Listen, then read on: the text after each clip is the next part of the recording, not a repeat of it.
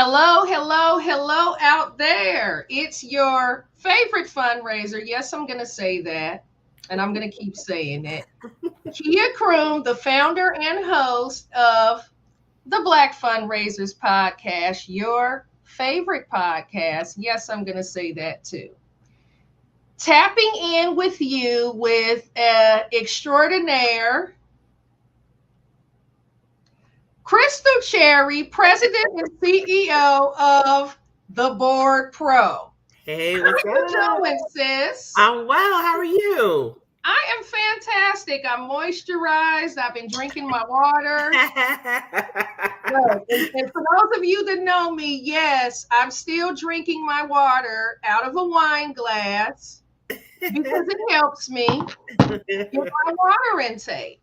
Well, It does. good. You starting the new year off on the right foot. I'm starting on the good, not the right foot, the good foot, as they But say in the South. On the the good good foot, foot. I'm getting all my water. I'm getting my steps. I'm getting my, healthy, nutritious meals. I'm going into this year energized, That's wonderful. and reinvigorated for the task at hand. So, Crystal, thank you for joining me. I thought it was important to just kind of have an impromptu discussion in acknowledgement or recognition of the National Day of Racial Healing, which we know is a program of the Kellogg Foundation.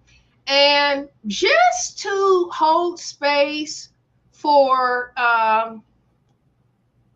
it's still kind of difficult for me to talk about this. For those of you that have been following me on LinkedIn, on social media, or several other Black female leaders in the nonprofit space across the board, many of us were very, very touched, very dismayed, disheartened by the death of Dr. Bonnie Bailey, who was the Vice President of Student Affairs at Lincoln University. We learned that last week Dr. Bailey committed suicide. She died by suicide amid what is described as severe mistreatment and bullying and abuse. Um, I'm just really very dismayed, still having a hard time um, just processing that. And I just want to, in the spirit of the National Day of Racial Healing, just ask that we take a moment of silence, to just hold space for Dr. Bonnie and any others that are grieving and in need of healing. If we could just take a moment of silence for Dr. Bailey in her memory.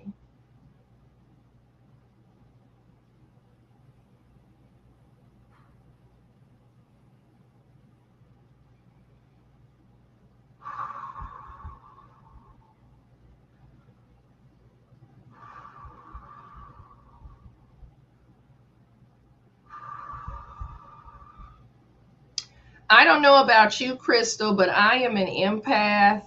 So when things happen, I tend to feel them in ways that some other people don't. And this was something that really rocked my foundation. So I've been having to breathe that out as part of my work, right?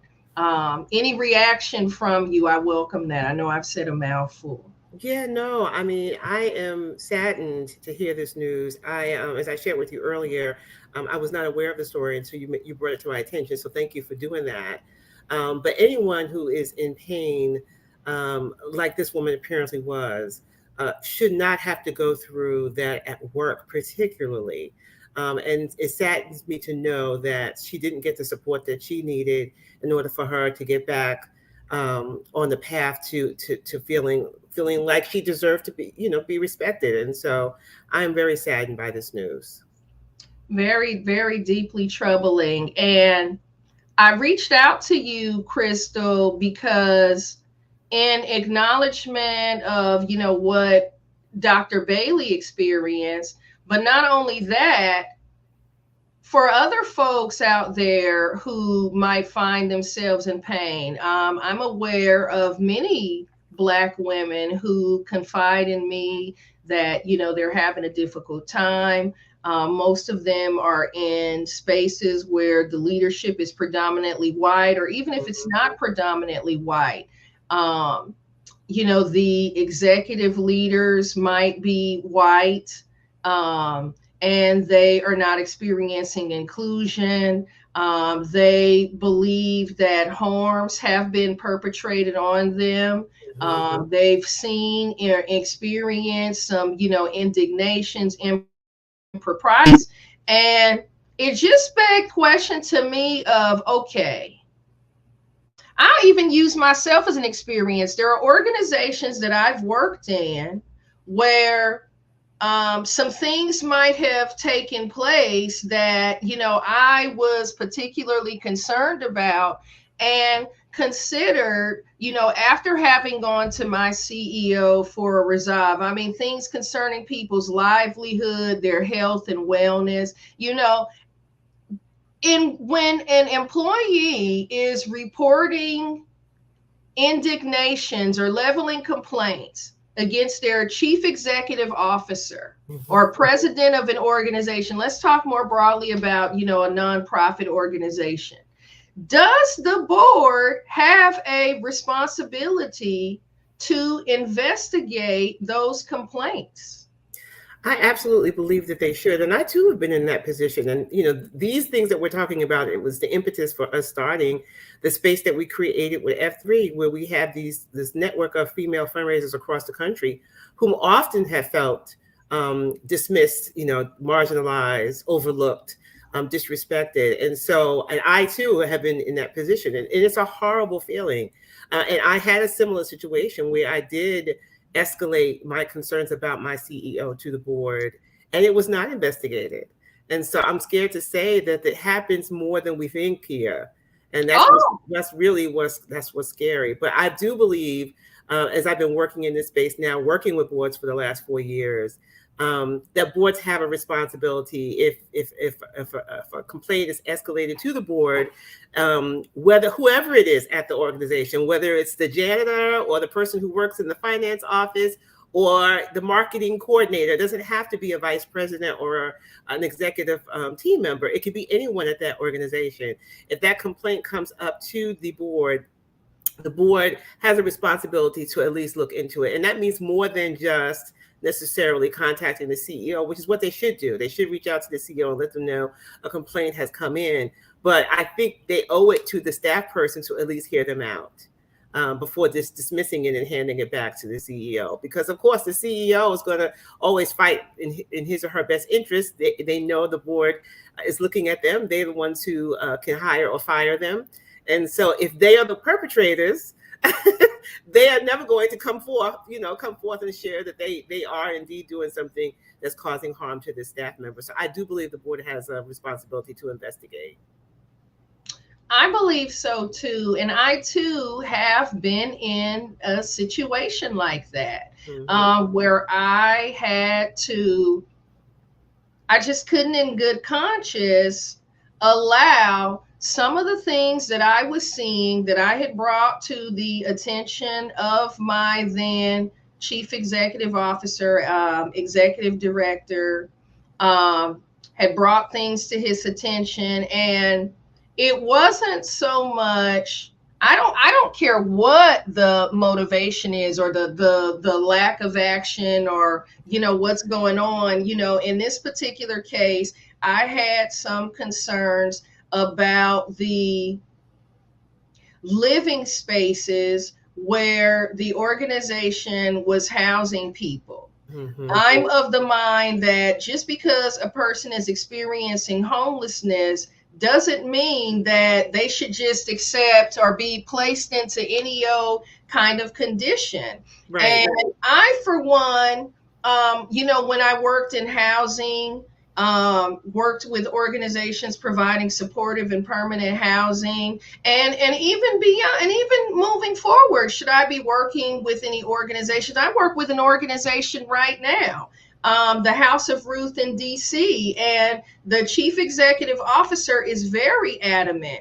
She will not put any family into any unit that is not habitable, that is not up to a certain standard regarding, from the furnishings that are placed in those units to, the working, the utility of the power, etc. She wants everything to meet a certain standard, and I celebrate that. So Right. when I reported what I believe to be grave concerns, things like bed bugs, things like, things that just weren't getting prompt attention. The executive director wasn't malicious. This was a very kind soul who just,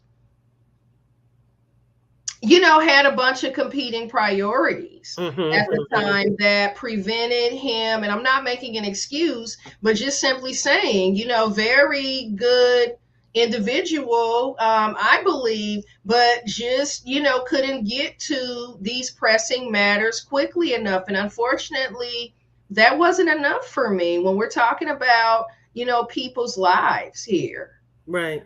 Um, So what did the board do here? Did they do anything? mm, I'm trying to remember. This was many moons ago. I do remember us having to, get like some extermination and, get some servicing of the facilities. But I do remember feeling as though I was kind of under the gun from that point on, having leveled, a complaint, a concern. I remember feeling a certain degree of heat, if you will. I remember feeling as though folks were upset, right? That I Right. had the audacity to share a truth like that and were more outraged by my audacity to do that than they were um, outraged about, what was happening or wasn't happening. Right. The fact that things were going on and they weren't being abated quickly enough. And I just remember feeling really, really disappointed by that. And ultimately hitting the road, because at that point, my values did not align with theirs. I'm so glad you said that. And I think that sometimes, at some point in our lives, we have to make a decision when we are in an environment that does not affirm who we are, does not align with who we are, and we have to make a decision as to whether or not we're going to stay. And I know for some people that's difficult because they have responsibilities and they can't just pick up and leave. I have been in a position where I did pick up and leave a job once because I felt like the environment was so toxic that it was causing me physical harm. And I left the job without having a job. That's how badly I felt.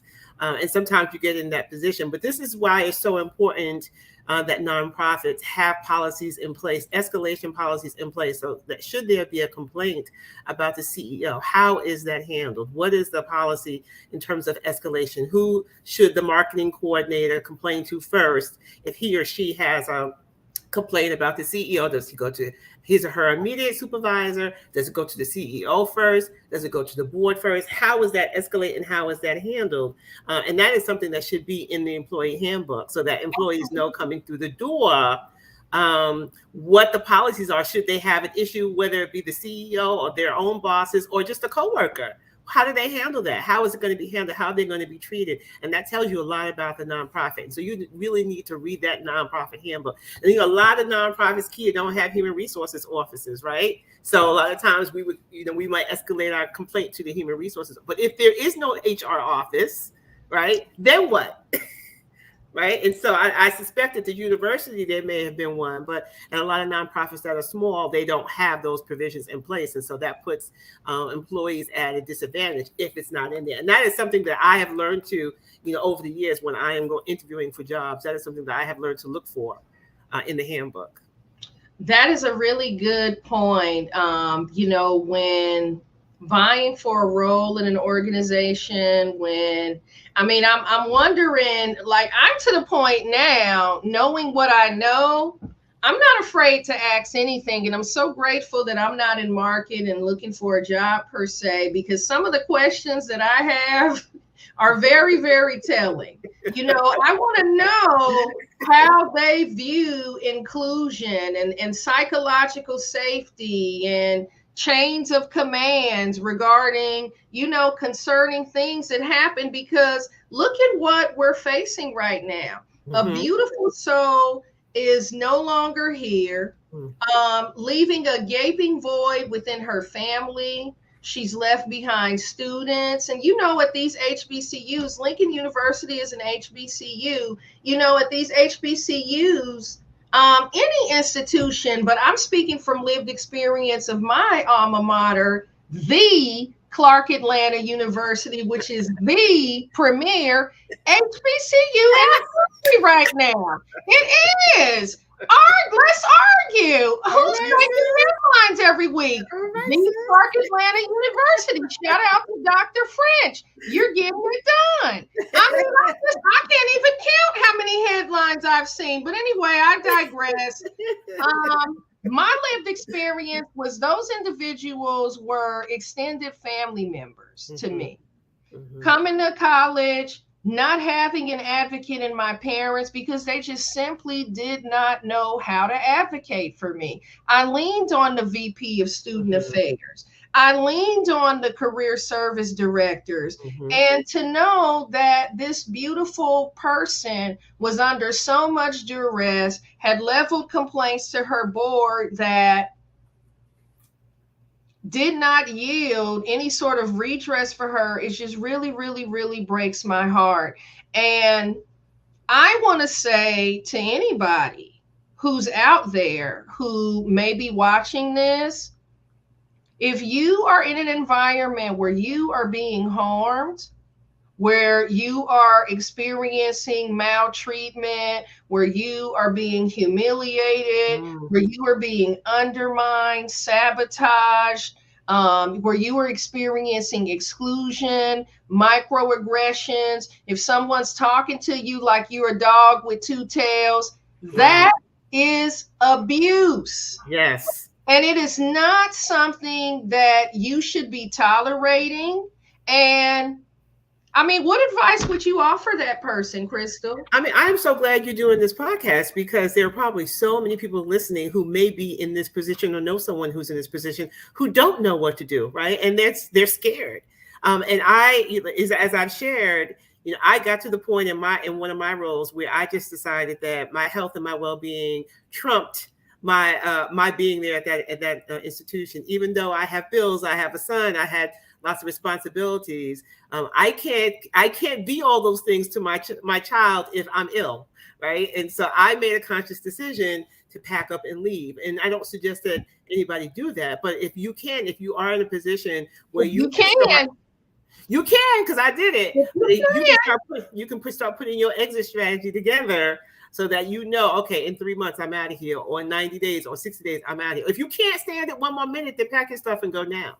But if you can put together an exit strategy where you know in 30 days, 60 days, 90 days, start stocking your coins, you know, bring your household expenses down, right? So that you can bounce in 30, 60, 90 days. But again, I think it's really important that we advocate for ourselves. And if we are leaders at these institutions, if you are a vice president, if you are an executive vice president, and I've been one and you've been one, and an employee comes to you with a complaint, I suggest you take heed to that complaint. Take it seriously. You know, and if you need to take it to your supervisor or to even the CEO, that's fine.